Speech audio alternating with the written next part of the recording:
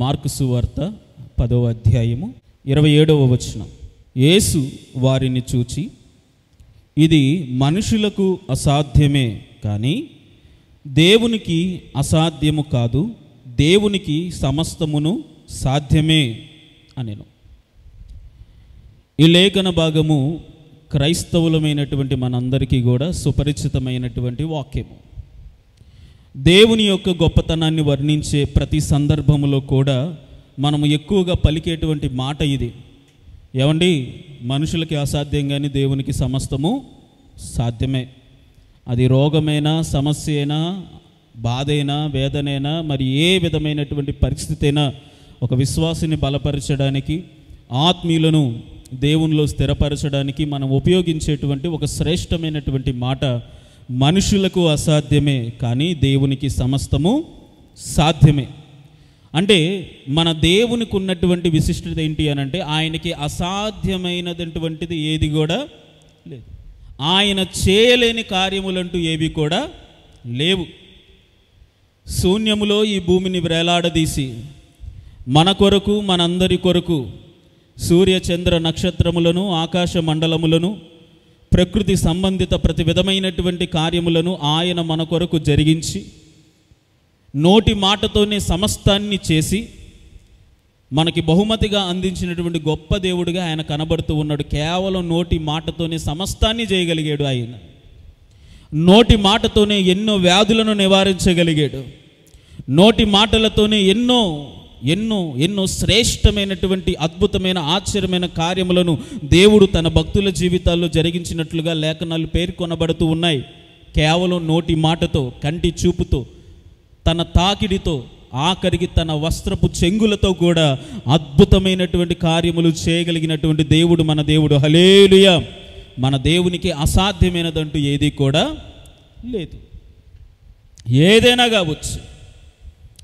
కావచ్చు, ఆయనకి సమస్తము సాధ్యమే అని దేవుని యొక్క లేఖన భాగం సెలవిస్తూ ఉండగా, ప్రియమైన దేవుని యొక్క జనాంగమా, ప్రభు ఈ దినాన మనతో మాట్లాడాలనుకుంటున్న ఒక ప్రాముఖ్యమైనటువంటి సంగతి ఏంటి అని అంటే, ఆయనకి కూడా అసాధ్యమైనటువంటి 2 కార్యాలు ఉన్నాయి. హల్లెలూయా! నిజమే, దేవుడు కూడా చేయలేనటువంటి 2 కార్యాలు ఉన్నాయి. వాక్యమేమో ఆయనకు అసాధ్యమైనదంటూ ఏది లేదు అని సెలవిస్తూ ఉండగా, లేఖనాలను పరిశీలించినప్పుడు, లేఖనాలను మనం గమనించినప్పుడు, లేఖనాలని ధ్యానించినప్పుడు ఒక విచిత్రమైనటువంటి సంగతి, ఒక విచిత్రమైనటువంటి సంఘటన బైబిల్ గ్రంథంలో మనకి 2 కనబడుతూ ఉన్నాయంట. చూద్దాం అవేంటో. మొట్టమొదటిగా బైబిల్ గ్రంథంలో నుండి ఇదే మార్కు సువార్త 6వ అధ్యాయం తీయండి ఒకసారి. మార్కు సువార్త 6వ అధ్యాయము 5వ వచనం ఒకసారి చదవండి. అందువలన కొద్దిమంది రోగుల మీద చేతులుంచి వారిని స్వస్థపరుచుట తప్ప మరి ఏ అద్భుతమును ఆయన అక్కడ చేయజాలక. ఇది నేను చదువుతున్న మాట, బైబిల్ గ్రంథంలో రాయబడినటువంటి మాట. ఏంటంట? కొన్ని అద్భుతమైన కార్యములు తప్ప మరి ఏ కార్యము కూడా ఆయన చేయజాలక పోయెను. చేయలేకపోయాడు, చేయాలని అనుకోలేదు. ఇంకా బాగా చెప్పాలి అంటే ఆయన ఇష్టపడలేదని కూడా మనం అనుకోవచ్చు.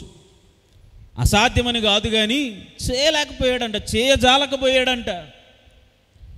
ఎందుకని? ఏదైనా కానీ చేయగలిగినటువంటి దేవుడు కదా ఆయన.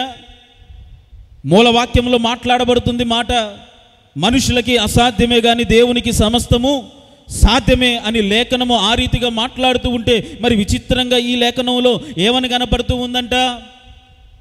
ఆయన ఏ కార్యము చేయజాలక పోయెను. ఇంకా ఏముంది అక్కడ? 5వ వచనములో, ఆయన వారి అవిశ్వాసమునకు ఆశ్చర్యపడెను. దేవునికి స్తోత్రం, హల్లెలూయా. వాస్తవానికి మన దేవుడికి ఉన్నటువంటి పేరేంటి అని అంటే ఆశ్చర్యకరుడని.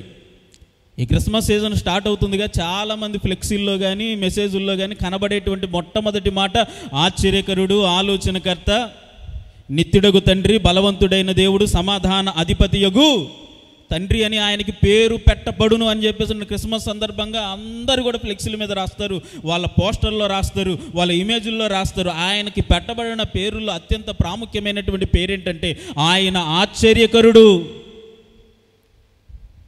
అలాంటి ఆశ్చర్యకరుడికి ఏమవుతుందంటే ఇక్కడ ఆశ్చర్యం కలుగుతుంది. ఏందండి ఈ లేఖనం, ఒక్క వచనం తలకిందులు చేసేస్తుంది మన విశ్వాసాలని.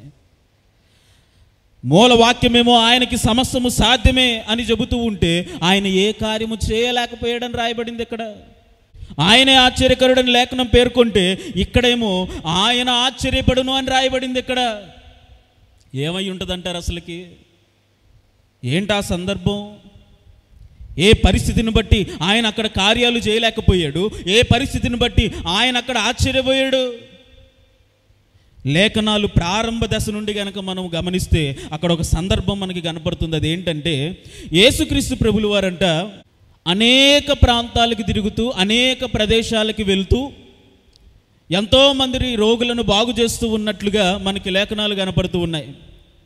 ఎంతోమందిని బాగు చేశాడు కదండి. పుట్టుగుడ్డి వారికి చూపునిచ్చాడు, కుష్ఠవ్యాధి కలిగిన వారి యొక్క దేహములను శుద్ధీకరించాడు, నడవలేని వారిని నడిపించాడు, ఎంతోమంది వ్యాధిగ్రస్తులను బాగు చేశాడు, దయ్యములను వెళ్ళగొట్టాడు. అంత మాత్రమే కాదు కానీ అసాధ్యమైనటువంటి కార్యముగా భావించేటువంటి ఒక మరణాన్ని సైతము కూడా ఆదేశించి ఆజ్ఞాపించి మరణించిన వారిని సైతము కూడా బ్రతికించినటువంటి దేవుడిగా ఆయన కనబడుతూ ఉంటే ఒక ప్రాంతంలో మాత్రం ఆయన ఏ కార్యములు చేయలేకపోయాడని రాయబడింది. ఎన్నో అద్భుత కార్యాలు చేసినటువంటి మన దేవుడే ఏ కార్యము చేయలేకపోయాడని రాయబడిందంటే అక్కడ జరిగిన పరిస్థితి మీకు వివరిస్తాను, జాగ్రత్తగా గమనించండి. ఆయన ఎన్ని ప్రాంతాలు తిరిగినా, ఏ ప్రదేశాలకి వెళ్ళినా, ఎక్కడికి వెళ్ళినా అక్కడ ఎన్నో అద్భుతాలు జరుగుతున్నాయి, ఆశ్చర్యమైన కార్యాలు జరుగుతున్నాయి, సూచక క్రియలు జరుగుతూ ఉన్నాయి, దేవుని నామం మహిమపరచబడుతూ ఉంది. ఎంతోమంది ఆయనను విశ్వసించి ఆయనను అనుసరిస్తూ ఉన్నారు, ఆయనను వెంబడిస్తూ ఉన్నారు. కానీ ఆయన ఒకానొక సందర్భంలో అంట ఆయన సొంత ఊరికి వెళ్ళాడంట. ఎక్కడికి వెళ్ళాడంట? సొంత ఊరికి వెళ్ళాడు. ఆయన ఎన్నో ప్రాంతాలు తిరిగాడు. ఎక్కడికి వెళ్ళినా కానీ ఆయన నామానికి మహిమే. ఎక్కడికి వెళ్ళినా కానీ తండోపతండాలుగా వేలాది మంది జన సమూహాలు వచ్చి ఆయనను ఘనపరిచిన విధానమే. కానీ తన సొంత ఊరికి వెళ్ళినప్పుడు ఏం జరిగిందంటే ఒకసారి చూడండి, ఒకసారి వాక్యం మార్కు సువార్త 6వ అధ్యాయం మొదటి నుండి ఒకసారి చదువుదామా? ఆయన అక్కడ నుండి బయలుదేరి స్వదేశమునకు రాగా ఆయన శిష్యులు ఆయనను వెంబడించిరి. విశ్రాంతి దినము వచ్చినప్పుడు ఆయన సమాజ మందిరములో బోధింపనారంభించెను. అనేకులు ఆయన బోధ విని ఆశ్చర్యపడి ఈ సంగతులు ఇతనికి ఎక్కడ నుండి వచ్చెను? ఇతనికి ఇయ్యబడిన ఈ జ్ఞానమెట్టిది? ఇతని చేతుల వలన ఇట్టి అద్భుతములు చేయబడుచున్నవి ఇదేమి? ఇతడు మరియ కుమారుడు కాడా? ఇతడు యాకోబు, యేసే, యోదా, సీమోను అనువారి సహోదరుడగు వడ్లవాడు కాడా? ఇతని సోదరీమణులందరూ మనతోనున్నవారు కారా అని చెప్పుకొనుచు ఆయన విషయమై అభ్యంతరపడిరి. దేవునికి స్తోత్రము, హల్లెలూయా. ఏంటంట, ఏం జరిగిందంట? ఒకానొక సందర్భంలో యేసుక్రీస్తు ప్రభులు వారంట తన సొంత ఊరికి వెళ్ళారు తన పరిచర్యను బట్టి. ఎందుకు వెళ్ళాడు ఆయన? అరే, దేవుని యొక్క పరిచర్యకు వచ్చి, ఇదిగో దేవుని యొక్క పని కోసం వచ్చి నేను చేయదలుచుకున్న కార్యములను బట్టి అనేక ప్రాంతాలు తిరిగాను, అనేక దేశాలు తిరిగాను, అనేక పట్టణాలు తిరిగాను, అనేకుల మంది అద్భుతమైన ఆశ్చర్యమైన కార్యములు జరిగించాను. కొంత రెస్ట్ తీసుకుందాం, ఇంటికి వెళ్ళిపోయి తల్లిదండ్రులతో సమయాన్ని గడుపుదాం, అయిన వాళ్ళందరినీ చూసుకుందాం, రక్త సంబంధికులను పలకరిద్దామనే ఉద్దేశంతో యేసుక్రీస్తు ప్రభులు వారు తన స్వదేశమునకు వచ్చినట్లుగా లేఖనాలు కనపడడం లేదు. ఆయన ఎందుకు వచ్చాడంట? తన పరిచర్యలో భాగంగానే అనేక ప్రాంతాల్లో ఏ రీతిగా అయితే అద్భుతమైన ఆశ్చర్యమైన కార్యములు జరిగించాడో ఆ రీతిగానే తన స్వదేశములో కూడా తన పరిచర్య ధర్మాన్ని నిర్వర్తించాలని, దేవుని యొక్క రాజ్య సువార్తను వారికి బోధించాలని, అనేకులను మార్చాలని, వారి బ్రతుకుల్లో వెలుగు నింపాలని ఆశపడి సమయాన్ని వెచ్చించి పరిస్థితులను అనుకూలపరుచుకొని ఒకానొక సందర్భంలో యేసుక్రీస్తు ప్రభులు వారు తన స్వదేశానికి వచ్చాడంట. వచ్చిన తర్వాత రాయబడింది లేఖనం, యేసుక్రీస్తు ప్రభులు వారు తన స్వదేశానికి వచ్చిన తర్వాత వెంటనే తన తల్లిని హత్తుకొని అని రాయబడలా, లేకపోతే తన తండ్రిని హత్తుకొని అని రాయబడలా, లేకపోతే తన సహోదరులను హత్తుకొని వారితో కలిసి భోజనము చేసినట్లుగా లేఖనాలు రాయబడలా. ఏం రాయబడ్డాయంట? ఆయన తన స్వదేశముకు వచ్చిన తర్వాత కూడా ఏం చేస్తూ ఉన్నాడు? సమాజ మందిరం ఎక్కడుందా అని ఎదుగుతూ ఉన్నాడు. హల్లెలూయా. రావడం కూడా యేసుక్రీస్తు ప్రభులు వారు ఎందుకు వెళ్ళాడు అని చెప్పేసానంటే సమాజ మందిరంలో వారికి బోధించాలని ఆశపడ్డాడు. విశ్రాంతి దినము ప్రారంభము మొదలుకొని కూడా వాళ్ళందరికీ కూడా దేవుని యొక్క వాక్యమును బోధిస్తూ ఉన్నాడు. ధర్మశాస్త్రంలో ఉన్నటువంటి సంగతులన్నిటిని కూడా దేవుడు వారికి తెలియజేస్తూ ఉన్నాడు. ఇలా తెలియజేస్తూ ఉండగానే అనేకులంట ఆయన మాటలు విని ఆశ్చర్యపడ్డారంట. అనేకులు ఆయన మాటలు విని ఆశ్చర్యపడ్డారు. ఎవరు? తన సొంత దేశంలో ఉన్న ప్రజలు, తన సొంత ఊరిలో ఉన్నటువంటి ప్రజలు ఆయన మాటలకు ఆశ్చర్యపడ్డారు. ఎందుకని? అరే ఏంటినా ఇంత జ్ఞానవంతుడిగా కనబడుతూ ఉన్నాడు, ఇలాంటి మాటలు మాట్లాడుతూ ఉన్నాడు. ఇన్ని రోజులు సమాజ మందిరంలో అనేక బోధలు మనం విన్నప్పటికీ కూడా ఇలాంటి శ్రేష్టమైన మాటలు మనం వినలేదు, ఇలాంటి మర్మాలు మనం వినలేదు, ఇంత జ్ఞానయుక్తమైన మాటలు వినలేదు. ఇలాంటి దైవిక జ్ఞానం ఇతనికి ఎక్కడిది? ఎవరు కూడా ఇంతవరకు ఇలాంటి వాక్యాలు మనకి బోధించలేదే, ఇలాంటి సంగతులు మనకి తెలియజేయలేదే. అంత మాత్రమే కాదు, ఈయన గురించి అందరూ ఏం మాట్లాడుకుంటున్నారంట? ఆయన ఎవరినైనా సరే బాగు చేయగలిగినటువంటి దేవుడు, ఎలాంటి సమస్యల నుండైనా విడిపించగలిగినటువంటి దేవుడు, ఎలాంటి ప్రతికూల పరిస్థితుల నుండైనా బయటికి లాగగలిగినటువంటి దేవుడు అని ఆయన గురించి సాక్ష్యం చెబుతూ ఉంటే జనులు, ఆయన స్వదేశంలో ఉన్నవారు తన సొంత ప్రజలు ఆశ్చర్యపడిపోయి వారు అంటా ఉన్నారంట, ఈయన మరియ కుమారుడు కాడా? ఈయన యోసేపు కుమారుడు కాడా? యేసే యూదా అనేటువంటి సహోదరులు సహోదరీమణుల యొక్క ఇదిగో సహోదరుడు కాడా? వడ్లవాడు కాడా? అంటే తన వృత్తిని కూడా ఆలోచన చేసి మాట్లాడుతూ ఉన్నారు. ఆయన శ్రేష్టమైన సంగతులను వారికి బోధిస్తూ ఉన్నా, ధర్మశాస్త్రములో ఉన్నటువంటి మర్మయుక్తమైనటువంటి మాటలు వారికి తెలియజేస్తూ ఉన్నా, వారి కళ్ళెదుటగానే ఎంతోమంది సజీవ సాక్షులుగా చనిపోయిన వారు బ్రతికి నేటికి వారి ఎదుట సజీవులుగా కనబడుతూ ఉన్నా, వారిలోకి ఏమొచ్చింది అని అంటే మనూరోడే కదా ఇతను, మన మరియ కుమారుడేగా ఇతను, వడ్లవాడేగా ఇతను అని ఆయనను బట్టి అభ్యంతరపడ్డారంట. దేవునికి స్తోత్రము, హల్లెలూయా. ఆయనను బట్టి అభ్యంతరపడ్డారంట. రాయబడింది లేఖనం. ఆయన విషయమే వారు అభ్యంతరపడిరి అని రాయబడింది. ఆయన మాట్లాడుతున్న మాటల్లో జ్ఞానం ఉంది, వాస్తవమే. ఆయన బోధిస్తూ ఉన్న సంగతుల్లో మర్మయుక్తమైన సంగతులు దాగి ఉన్నాయి, వాస్తవమే. ఆయన అద్భుతమైన ఆశ్చర్యమైన క్రియలు జరిగిస్తూ ఉన్నాడు, వాస్తవమే. ఏ మనుషుడు కూడా ఇప్పటి వరకు అలాంటి కార్యములు చేయలేదు, అది కూడా వాస్తవమే. అన్నీ అంగీకరిస్తూ ఉన్నారంట, అన్నిటినీ గమనిస్తూ ఉన్నారంట, అన్నిటినీ ఒప్పుకుంటూ ఉన్నారంట, విని చూచి ఆశ్చర్యపోతూ ఉన్నారంట. కానీ మన ఊరోడేగా, మరియ కుమారుడేగా, యోసేపు కుమారుడేగా, వడ్లవాడేగా అని ఆయన విషయమే అభ్యంతరపడి ఆయన యందు అవిశ్వాసం ఉంచారంట. హల్లెలూయా. ఏంటంట? ఆయన ఎన్ని అద్భుతమైన ఆశ్చర్యమైన కార్యములు వారి మధ్య జరిగిస్తూ ఉన్నా, ఎన్ని శ్రేష్టమైన సంగతులు దేవుడు వారికి బోధిస్తూ ఉన్నా, ఆయన కేవలం తన ప్రాంతం వాడు అనేటువంటి ఒకే ఒక్క కారణంతో ఆయన యందు విశ్వాసం ఉంచగా ఆయన విషయములో అభ్యంతరపడ్డారంట ఆ ప్రాంతములోని వారు.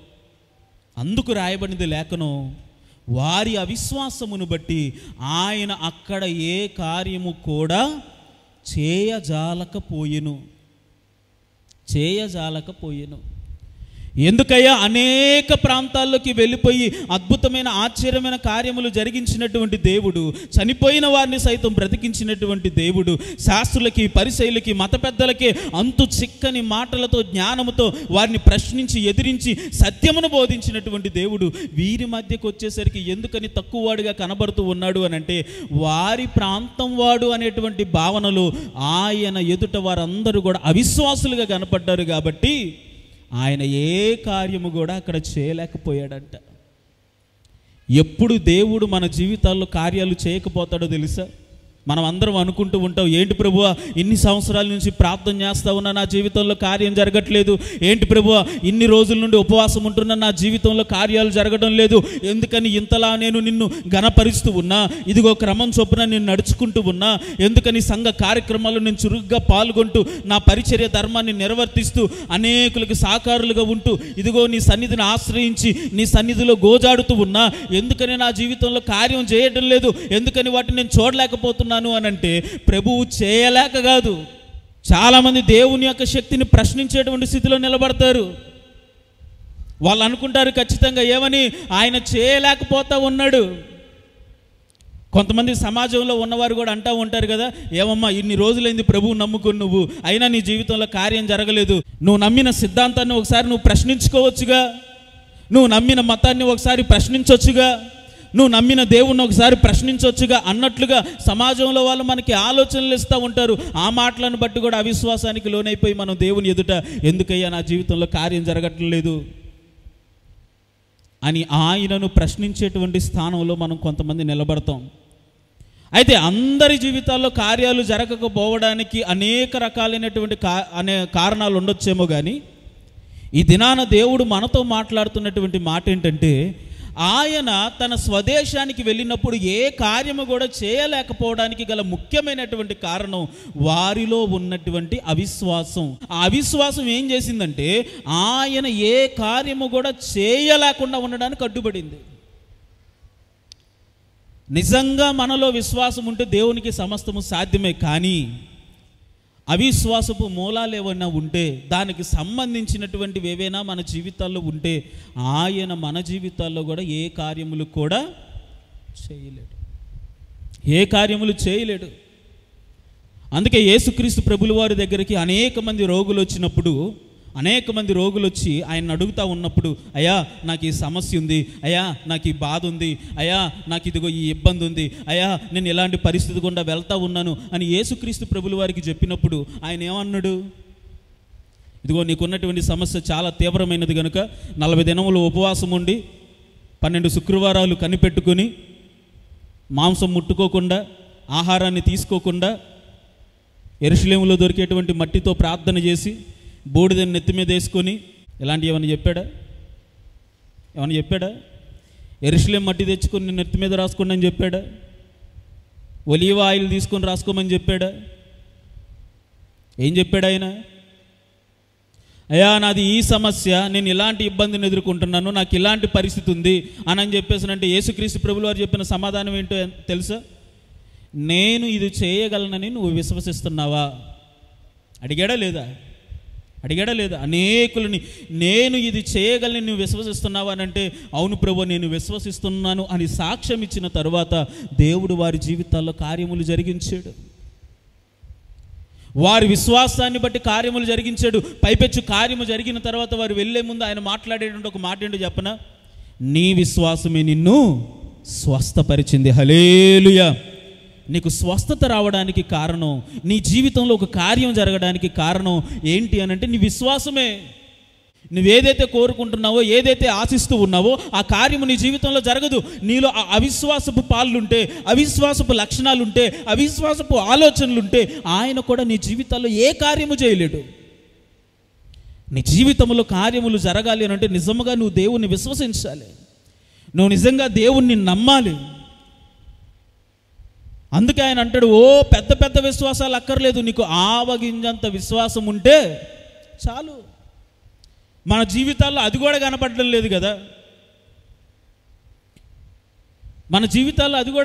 లేదు కదా, జీవితాల్లో పరిస్థితులు ప్రతికూలంగా మారుతూ ఉంటే ఆటోమేటిక్గా ఆ అవిశ్వాసపు గుణగణాలు మన జీవితాల్లోకి వచ్చేస్తూ ఉన్నాయి.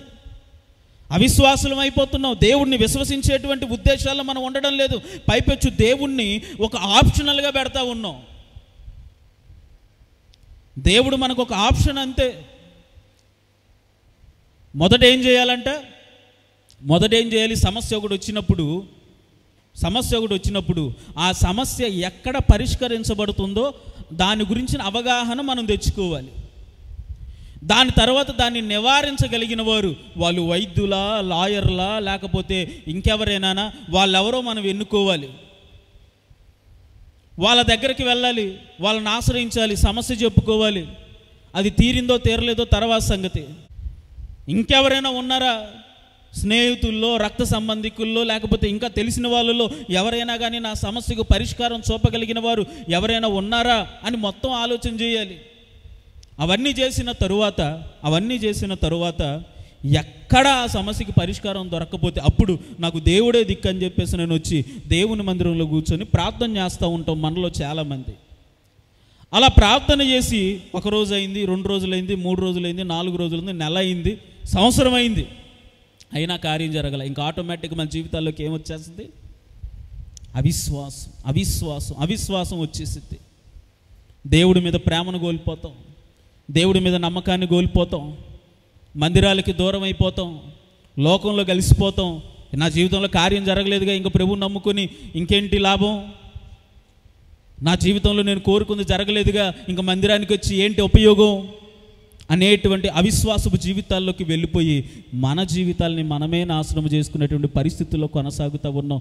అలాంటి అవిశ్వాసపు జీవితాలు మనం ఉంటే మన జీవితాల్లో దేవుడు ఏ కార్యములు కూడా చేయలేడు. మరి ఎలా జరుగుతాయండి అని అంటే, మనకి అనారోగ్య సమస్య వస్తే వైద్యుల దగ్గరికి వెళ్ళాలి, ఆ మాట వాస్తవమే.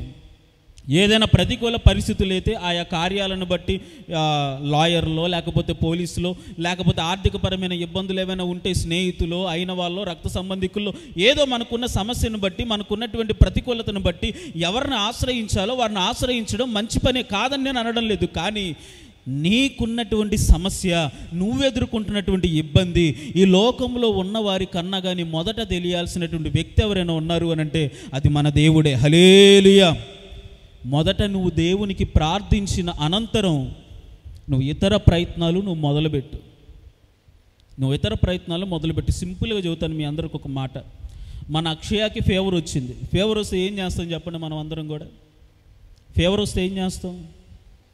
వెంటనే అక్షయాన్ని తీసుకుని వెళ్ళిపోయి ఇంజెక్షన్ చేయించడానికి వైద్యుడి దగ్గరికి, డాక్టర్ గారి దగ్గరికి వెళ్తాం, అంతే కదా? అక్కడికి వెళ్ళడానికన్నా కానీ ముందు నేను చేసే పని ఏంటో చెప్పనా? అక్షయాన్ని ఇలాగ ఎత్తుకొని ప్రార్థన గదిలోకి వెళ్ళి, ప్రభువా ఇది సమస్య, ఈ సమస్యతో తను బాధపడుతూ ఉంది నాన్న, కార్యము జరిగించు, సహాయము చేయని చెప్పేసినని ప్రార్థించిన అనంతరం మేము వైద్యులను సంప్రదిస్తాం. ప్రార్థన చేసిన కారణాన్ని బట్టి పరిస్థితులు తీవ్ర రూపం దాల్చకుండా ఆ సమస్య అంతటితో పరిష్కారం లభించినటువంటి ఎన్నో సంఘటనలు మా జీవితాల్లో ఉన్నాయి. ఒకానొక సందర్భంలో దానికి ఒక పరిస్థితి ఏర్పడింది. అర్ధరాత్రి సమయంలో దాదాపుగా నైట్ 1 గంటకో దాదాపు 1:30కో భయంకరంగా ఏడుస్తూ ఉంది. లోపల ఉన్నటువంటి బాధ ఏంటో తెలీదు. ఆ సమయానికి, ఆ టయానికి ఏ వైద్యుడి దగ్గరికి వెళ్ళాలో కూడా తెలీదు. మీరు నమ్మండి, అక్షయాన్ని అలాగే ఎత్తుకొని ప్రార్థనా గదిలోకి వెళ్ళిపోయి నేను ప్రార్థన చేసి, ప్రభువా ఇదయ్యా సమస్య, అది ఏడుస్తూనే ఉంది, ఇదయ్యా సమస్య అని చెప్పేసినని ప్రార్థన చేసి ప్రభు యొక్క సహాయాన్ని కోరుకొని, అర్ధరాత్రి సమయంలోనైనా కానీ ఏదైనా కానీ మన పిడుగురాల ప్రాంతంలో మనందరికీ తెలిసిందేగా, అర్ధరాత్రుల పూట ఓపెన్గా ఉండేటువంటి మంచి హాస్పిటల్స్ అయితే పెద్దగా ఏమీ లేవు. చిన్నపిల్లలకి సంబంధించి ఏదైనా 1-2 ఏమైనా దొరుకుతాయేమో అనేటువంటి ఆశతోటి ప్రార్థన చేసుకొని, అప్పుడు అది బుడ్డది, అది ఉంటుంది కదా, బేబీ బెడ్ ఉంటుంది కదా, ఆ బెడ్లో దాన్ని పడుకోబెట్టుకొని, ఆ బెడ్లో బైక్ ముందు పెట్టుకొని పాస్టర్ గారిని ఎక్కించుకొని అర్ధరాత్రి 1 గంటప్పుడు దాన్ని తీసుకొని రోడ్డు మీద వెళ్తూ ఉంటుంటే ఒక హాస్పిటల్ కనపడింది, చిన్నపిల్లల హాస్పిటల్. ఆ హాస్పిటల్లోకి వెళ్ళిపోయి, అయ్యా ఇది సమస్య, ఇది ఇబ్బంది, ఇలాగ ఏడుస్తుంది. డాక్టర్ గారు కూడా లేరు. ఆ మెడికల్ షాప్ ఓపెన్ అయ్యి ఉంటే అతను ఆ మెడికల్ షాప్లో పడుకొని ఉంటే అతను లేపి ఇదయ్యా సమస్య, బాధపడుతుంది అని చెప్పేసి అంటే సరేనండి అని చెప్పేసి ఏదో ఒక మెడిసిన్ ఏదో ఇచ్చాడు. కడుపులు నొప్పి ఏమైనా అయ్యి ఉంటుందేమో అని చెప్పేసి మెడిసిన్ ఇచ్చాడు. మీరు నమ్మండి, ఆ మెడిసిన్ కూడా వాడలేదు. ఇంటికి వచ్చేసరికి అది సైలెంట్గా నిద్రపోయింది. హల్లెలూయా. మెడిసిన్ కూడా వాడలేదు. ఇంటికి వచ్చే సమయానికి ప్రశాంతంగా నిద్రపోయింది. ఉదయాన్నే లేవగానే దాని అల్లరి మీకు తెలిసిందే, ఇప్పుడే కుదురుగా ఉండట్లేదు. అది మందిరంలో అటు తిరుగుతుంది, ఇటు తిరుగుతుంది, వాళ్ళని ఇబ్బంది పెడుతుంది, వీళ్ళని ఇబ్బంది పెడుతుంది. అప్పుడు నడవలేదు కానీ ఆ ఆడడం కానీ, ఆ అల్లరి కానీ, ఆ నవ్వడం కానీ ఏ మాత్రం కూడా కొదువు లేకుండా సంపూర్ణమైన ఆరోగ్యంతో నింపబడి మెడిసిన్ తీసుకున్నాం కానీ దాని అవసరతే లేకుండా సంపూర్ణ ఆరోగ్యంతో నిమ్మపడి సంతోషించి ప్రభువుని స్తుతించడానికి ఒక కార్యాన్ని మేము చూడగలిగాం ఆ రాత్రికాల సమయంలో. కారణం ఏంటో చెప్పనా? దేవుడి మీద విశ్వాసంతో మొదటి ప్రాధాన్యత మేము ప్రభువుకి ఇచ్చాం. మా జీవితాల్లో ఇలాంటి కార్యాలు ఎన్నో, ఇది ఉదాహరణకి మీకు చెప్పింది ఒకటే నేను, కానీ అలాంటి కార్యాలు ఎన్నో ఎన్నో ఎన్నో ఉన్నాయి, ఎన్నో ఉన్నాయి. మొదటి ప్రాధాన్యత దేవుడికి ఇచ్చి ప్రభు మీద ఆధారపడి మనం ప్రయత్నించి ఏ పనైనా సరే అందులో మనం విజయాన్ని సంపాదించుకుంటామంట. హల్లెలూయా. కానీ ఆయన మీద విశ్వాసము లేకుండా, ఆయన మీద నమ్మకం లేకుండా ఏదో ఆప్షనల్గా ప్రభువుని అలాగ పక్కన పెట్టుకొని నువ్వు ఏ పనులు ప్రారంభించినా అందులో నువ్వు అద్భుతాన్ని చూడలేవు. ఏ పనులను నువ్వు ప్రారంభించినా అందులో నువ్వు విజయాన్ని చూడలేవు. ఏ సమస్యల నుండైనా కానీ ప్రభువుకి ప్రథమ స్థానాన్ని నువ్వు ఇవ్వకపోతే, ప్రభువుకి మొదటి స్థానాన్ని కల్పించకపోతే, ప్రభు యందు నువ్వు విశ్వాసాన్ని కనబరచకపోతే ఏ కార్యాన్ని కూడా ఆయన దగ్గర నుండి నువ్వు పొందుకోలేవు. నీ జీవితంలో ప్రభు ఎప్పుడు కార్యం చేస్తాడు అని అంటే నువ్వు విశ్వాసంతో ఉన్నంత వరకే. నీలో ఆ అవిశ్వాసము కనుక కనబడిందనుకోండి, ప్రభువు కూడా నీ జీవితంలో ఏ కార్యము చేయలేడు. ఆయన సొంత ఊరిలో కార్యములు చేయకపోవడానికి గల కారణం ఏంటి అంటే వారిలో ఉన్న అవిశ్వాసమే, వారిలో ఉన్న అవిశ్వాసమే. అరే, ఆయన మనూరోడు, మరియ కుమారుడు, యోసేపు కుమారుడు, వడ్రంగి పని చేసుకునేవాడు. ఆయన అందరూ ఏదో ప్రవక్త అంటున్నారు, ఆయన అందరూ ఏదో దేవుడు అంటున్నారు, ఆయన అందరూ ఏదో మహిమ కలిగిన వాడు అంటున్నారు, అద్భుతాలు చేసేవాడు అంటున్నారు అని చెప్పేసి లైట్ తీసుకున్నారు అంతే. అభ్యంతరపడ్డారంటే ఓ అందరూ స్తుతించినట్టుగా మనం స్తుతించకూడదు ఆయన్ని. మనూరుడు. ప్రియమైన దేవుని యొక్క జనాంగమా, గమనించండి, మనలో అవిశ్వాసం ఉన్నంత వరకు ఏ కార్యమునైనా సుసాధ్యము చేయగలిగినటువంటి దేవుడు మన జీవితాల్లో కార్యములు చేయలేడు మనం అవిశ్వాసాన్ని కలిగి ఉంటే. ఆయన చెయ్యలేని ఇంకొక రెండో కార్యం ఏంటో చెప్పనా? ఆయన చెయ్యలేని ఇంకొక రెండో కార్యం ఏంటో చెప్పనా? చూడండి బైబిల్ గ్రంథంలో నుండి ఆదికాండము 18వ అధ్యాయం 17వ వచనాన్ని ఒకసారి చదువుదాం. ఆదికాండము 18వ అధ్యాయం 17వ వచనం. అప్పుడు యెహోవా, నేను చేయబోవు కార్యము అబ్రహామునకు దాచెదనా. ఇక్కడ జరుగుతూ ఉన్నటువంటి సందర్భం ఏంటంటే, ఒకానొక సందర్భంలో యేసుక్రీస్తు ప్రభులు వారు, ఒకానొక సందర్భంలో దేవుడు అబ్రహాము దగ్గరికి రావాలని అనుకున్నాడు.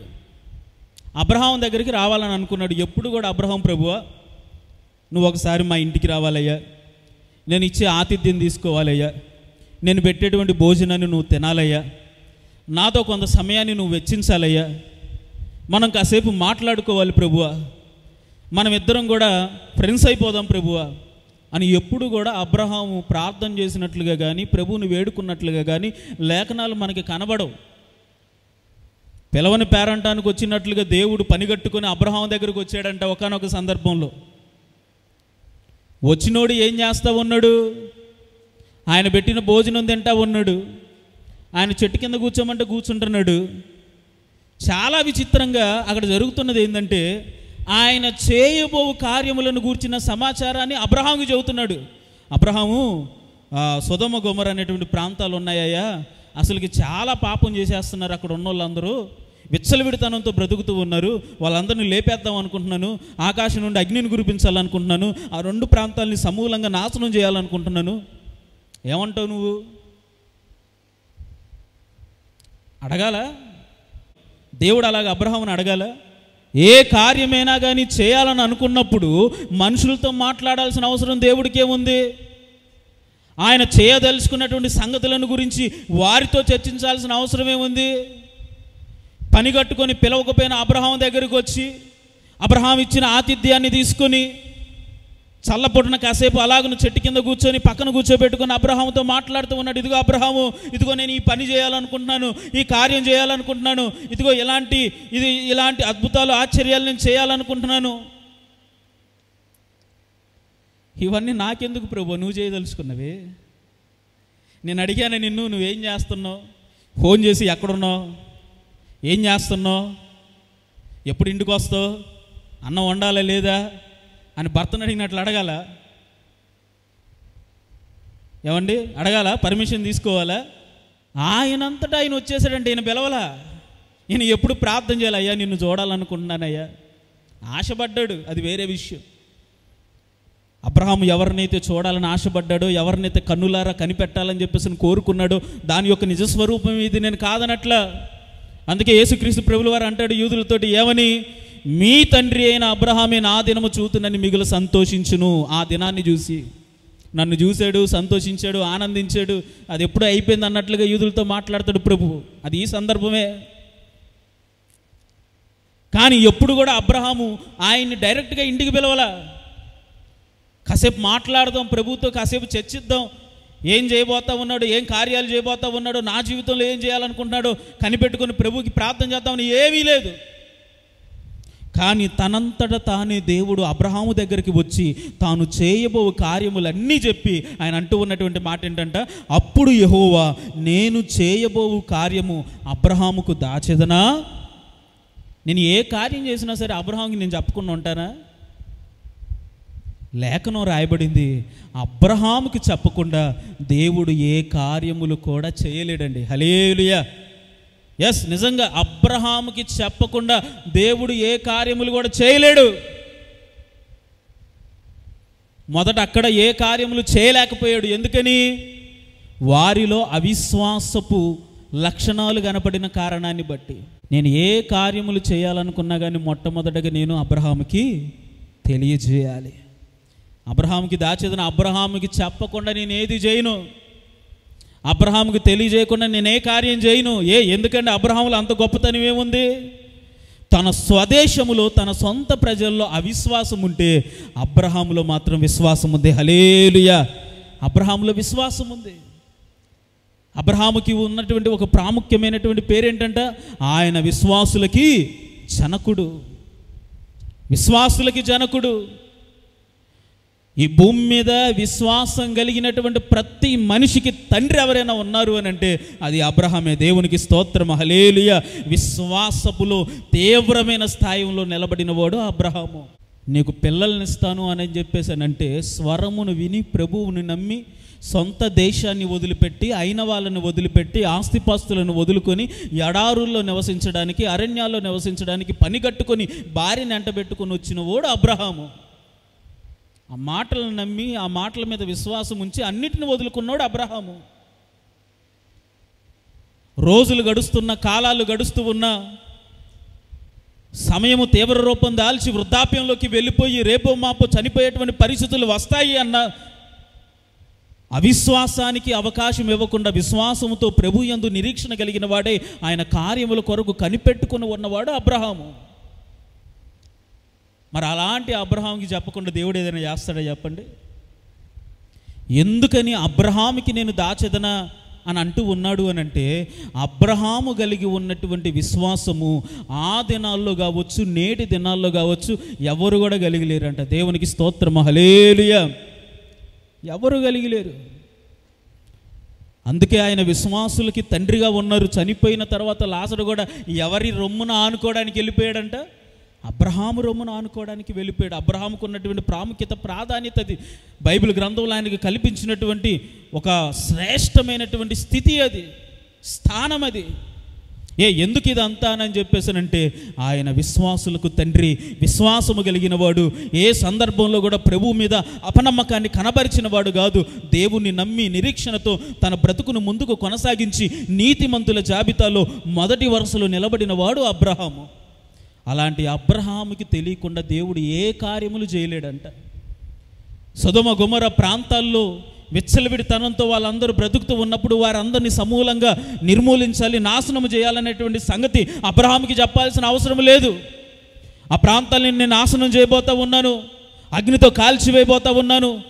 అక్కడ ఉన్న వారిలో చాలామంది చిన్నపిల్లలు మొదలుకొని వృద్ధుల వరకు వ్యభిచారపు తలంపులతో ఉండి వావి వరసలు మరిచి విచ్చలవిడితనంతో బ్రతుకుతూ ఉన్న కారణాన్ని బట్టి నాకు కోపం వచ్చింది. వారి మీద నా ఉగ్రతను నేను తీసుకొని రాబోతూ ఉన్నాను, అగ్నిని కురిపించకపోతా ఉన్నాను, ఇదిగో సమూలంగా ఆ ప్రాంతంలో నాశనం చేయబోతున్నాను అన్న సంగతి అబ్రహాముకి చెప్పాల్సిన అవసరం ఏముందండి? అబ్రహాము ఆఫ్టర్ ఆల్ ఒక మనిషి కదా, ఆయన పరమదేవుడు. అబ్రహాముని అడిగే సృష్టిని చేశాడా? అబ్రహాముని అడిగే హవ్వాదములను చేశాడా? అబ్రహాముని అడిగే అన్ని అద్భుతమైన ఆశ్చర్యమైన కార్యములు ఆ దినం వరకు జరిగించాడనంటే కాదు, అబ్రహామును అడగకుండానే చేశాడు. కానీ ఎప్పుడైతే అబ్రహాము విశ్వాసులకి జనకుడిగా మార్చబడ్డాడో, విశ్వాసిగా పేరుగాంచాడో, ఆయన మీద నమ్మకంతో విశ్వాసంతో తన బ్రతుకును ప్రారంభించాలని మొదలుపెట్టాడో, అప్పటి నుండి దేవుని యొక్క ఆలోచన మారింది. అబ్రహాముకు తెలియకుండా నేను ఏ కార్యము కూడా చేయను, నేను చేయబో కార్యములను అబ్రహాము దగ్గర దాచిదనా, ఆయనకు చెప్పకుండా నేను ఏమైనా చేస్తానా, చెయ్యను. ఎందుకంటే నన్ను విశ్వసించిన వారిలో మొట్టమొదటివాడు అబ్రహాము, నా మీద నమ్మకం ఉంచినవాడు అబ్రహాము. ప్రేమైన దేవుని యొక్క జనాంగమా, ఒక విషయాన్ని గుర్తుంచుకోండి. నీ జీవితంలో అద్భుతము జరగాలి అనంటే విశ్వాసమే కారణమవుతుంది. నీ జీవితంలో అద్భుతము జరగకుండా ఉండాలి అనంటే దానికి నీ అవిశ్వాసమే కారణమవుతుంది. విశ్వాసిగా ఉంటే, విశ్వాసముతో ఉంటే, దేవుని మీద నమ్మకంతో ఉంటే ఎలాంటి అద్భుతమైన ఆశ్చర్యమైన కార్యములైనా సరే దేవుడు నీ జీవితాల్లో జరిగించగలడు. అలా కాకుండా అవిశ్వాసముతో ఉంటే ఏ కార్యములు కూడా నీ జీవితంలో దేవుడు చేయలేడు. దేనినైనా కానీ సాధ్యపరచగలిగినటువంటి దేవుడు నీలో అవిశ్వాసం ఉంటే మాత్రం ఏ కార్యములు చేయలేడు. అదే నీ విశ్వాసముతో ఉంటే ఏ సంగతులు కూడా నీ దగ్గర దాచలేడు, అన్నీ నీకు తెలియజేస్తాడు. ఒక స్నేహితుడితో మాట్లాడినట్టు నీతో మాట్లాడతాడు. ఆయన చేయబో కార్యములను నీకు తెలియజేస్తాడు. చాలా సందర్భాల్లో ప్రభు మాకు దర్శనాలు ఇచ్చేటప్పుడు పరిచర్య విషయంలో కావచ్చు, పనుల విషయంలో కావచ్చు, లేకపోతే అడిగిన వాటి విషయంలో కావచ్చు, ఏ విషయాల్లో అయినా సరే ముందుగా సేవకులకి, విశ్వాసులకి, సంఘానికి దర్శనాలు వస్తున్నాయంటే దాని అర్థం ఏంటో చెప్పనా? ఆయన చేయబో కార్యములు దేవుడు మన దగ్గర దాచలేడు. అందుకే ముందుగానే దర్శనం ద్వారా మాట్లాడతాడు, ఇదిగో నేను ఈ కార్యం చేయబోతున్నానని. ఏదైనా సమస్య, శ్రమ అనుకోండి, ముందుగానే దర్శనంలో చూపిస్తాడు ప్రభు, ఇదిగో ఈ సమస్య రాబోతుంది, ఈ శ్రమ రాబోతుంది అని. ఎందుకని? మన దగ్గర దాచలేడు ఆయన, ఆయన స్వభావం అది. మనం నిజంగా విశ్వాసము కలిగి ఉంటే, నిజంగా ప్రభు మీద ఆధారపడి బ్రతికితే ఏ సంగతులను కూడా ప్రభు మన దగ్గర దాచలేడండి. సమస్తాన్ని దేవుడు మనకి బోధిస్తాడు, మనకి తెలియజేస్తాడు. అన్ని విషయాల్లో కూడా ఆయన మనతో కలిసి ముందుకు నడుస్తాడు, మనల్ని వెంట పెట్టుకొని నడుస్తాడు. మనం లేకుండా ఆయన ఏమీ చేయలేడు.